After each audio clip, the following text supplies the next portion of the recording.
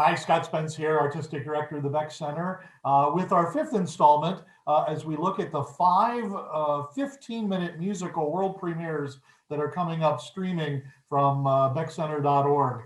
Today's guest is Nico Juber. Nico talks to us this morning from Los Angeles, I believe, where I don't think you have rain. You have rain today, and we have sun in Cleveland, Ohio. So talk about a juxtaposition. I know. How you doing, Nico?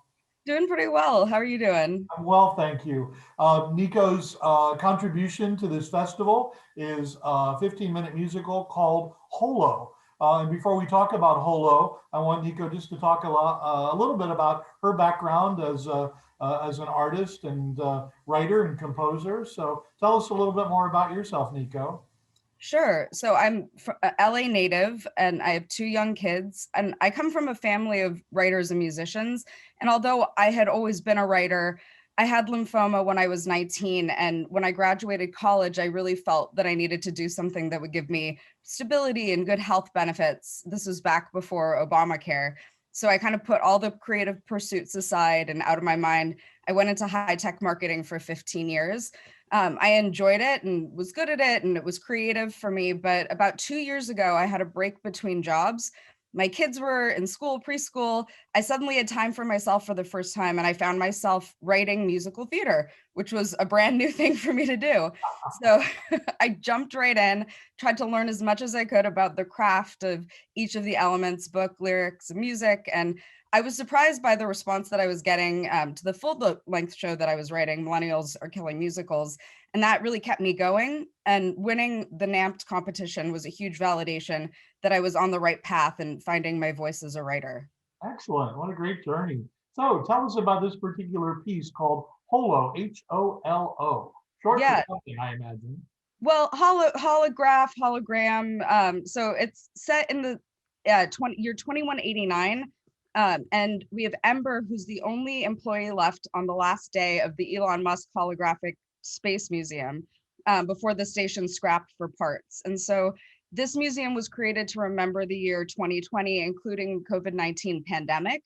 Ember has been obsessed with visiting a holographic person in the museum named Kyle, who has a single day of their life on display while they were sick with COVID-19.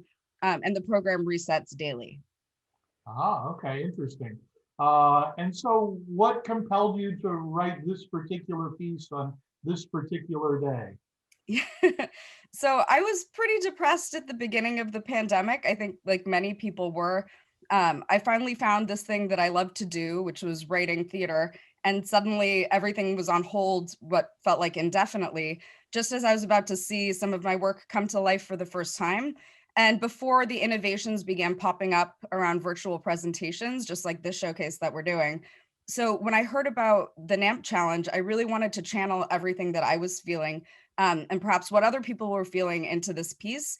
I think it's very much of the moment in terms of dealing with COVID-19, but there are larger themes about history repeating itself, dealing with loneliness, technology, the virtual worlds we inhabit. And then one big thing that came up and crystallized during the development process is this perspective of the rest of the pandemic year unfolding, which was the idea of what happens when you go from feeling like you have nothing to suddenly having infinite possibilities. Great. So what were your particular challenges in trying to craft an entire musical that has a beginning, a middle, and an end, all in the scope of 15 minutes? I actually really love the challenge of telling a complete musical story in 15 minutes. I think one of the cool things is you just have no absolute wasted space. It's complete, you have to jam pack all of the action in. I think it's definitely its own kind of form, and I hope it continues to be produced, written, and explored because I think it's a lot of fun. And some of our composing teams have been just that, teams. They've had two people tackling this, and you're one of two musicals that you do it all. You've written the music, you've composed the lyrics, and also, whatever book there is. You had mentioned you had some background family-wise in music. Are you a musician? Do you play piano? Have you ever Yes. constructed songs before? Yes. So I grew up playing guitar, playing piano. I've been a writer. I when I was in my early 20s, late teens, I wrote sitcom scripts and stuff like that. So I really come from this family of TV writers, theater writers, and pop musicians for the most part. My sister's a pop songwriter, and so I approach writing music from that perspective. And I think that a big challenge for me has been sort of learning to translate that into a dramatic setting and how to move a story forward. And but I also think it gives it kind of an interesting sound. Yeah, absolutely. And your material is great. So, well, we look forward, obviously, not only to seeing Holo, but also our other 4 pieces. They'll be available for streaming in mid February for the rest of the month. And we're just nothing but excited here. Welcome to the world of musical theater. Thank you. And thank you, Nico, for being part of this whole experience. We're really excited to have you, and we look forward to seeing how this all turns out. Absolutely. I can't wait.